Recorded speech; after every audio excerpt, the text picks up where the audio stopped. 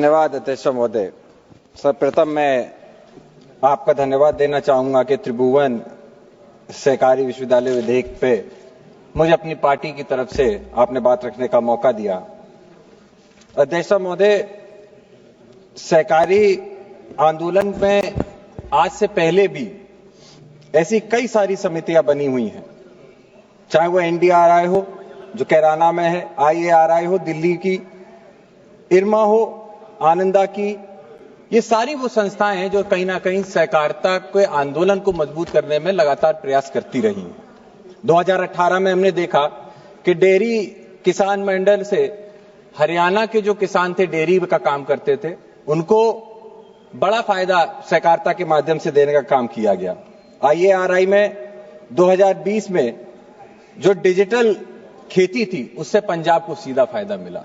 लेकिन मेरा सवाल सीधे तौर पर सरकार से है कि उत्तर प्रदेश इस देश का सबसे बड़ा प्रदेश में माना जाता है, जहां सहकारिता के क्षेत्र में काफी काम हुआ, लेकिन उसके बाद भी सहकारिता मूवमेंट के व्यापक रूप से चलने के बावजूद इतना विकास सहकारिता का नहीं हो पाया। तो मेरा मानना है कि अगर इस यूनिवर्सिटी को हम उत्तर प्रदेश में लेके आते तो मैं समझता हूं एक बड़ी चुनौती भारतीय जनता पार्टी स्वीकार करती। हम लोग सुनते रहते हैं, चाहे प्रधानमंत्री जी हो चाहे देश के गृह मंत्री जी हो, उन्हें चुनौतियों का स्वीकार करने का बहुत शौक होता है। लेकिन एक ऐसा प्रदेश जो कोऑपरेटिव में पहले से ही बहुत डेवलप्ड है, चाहे वो एजुकेशन हो चाहे वो मैन्युफैक्चरिंग सेक्टर हो, हर जगह पे सहकारिता में गुजरात ने अच्छा काम किया। तो आज इस यूनिवर्सिटी को एक बार फिर गुजरात ले जाना कहीं ना कहीं पावर का जो सेंट्रलाइजेशन है उसको करने का प्रयास दिखाई देता है। अध्यक्ष महोदय, हमने देखा है कि आज 500 करोड़ रुपए के इन्वेस्टमेंट के साथ इस यूनिवर्सिटी को बनाया जा रहा है, लेकिन जब मैं इसका पूरा विधेयक पढ़ता हूं तो उसमें एक ही चीज बार बार दिखाई देती है, जो उत्तर प्रदेश में भी हुआ, कि जो पुराने काम है उन पे नया नाम चिपका के उनको रिवैम्प करके एक नया प्रोजेक्ट बना के सरकार पेश करने का काम कर रही है।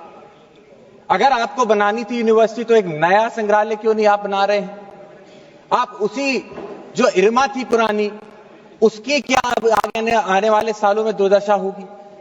वहां रहने वाले कर्मचारी, उसका जो उद्देश्य था, क्या वो अपने उद्देश्य तक पहुंच पाएगी, नहीं पहुंच पाएगी, या बीच में ही आप उसको खत्म करके एक नई यूनिवर्सिटी को आप शुरुआत करने का काम करेंगे?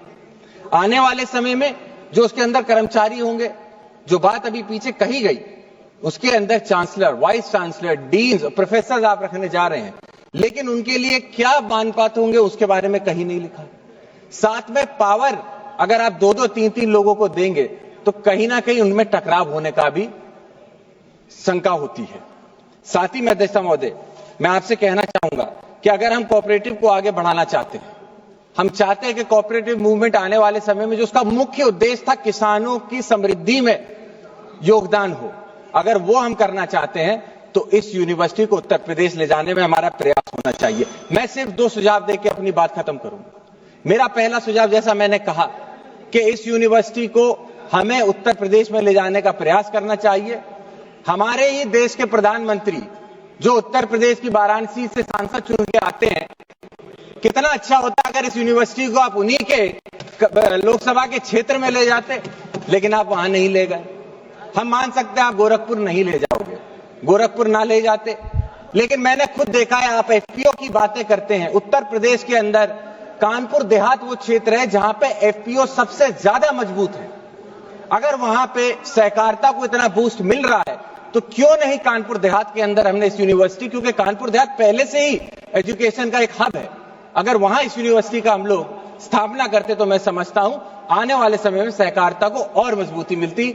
एक बार फिर से मैं अध्यक्षता आपका बहुत बहुत धन्यवाद देता हूं कि मुझे आपने इस महत्वपूर्ण विषय पे अपनी बात रखने का मौका दिया। बहुत बहुत धन्यवाद, बहुत बहुत आभार।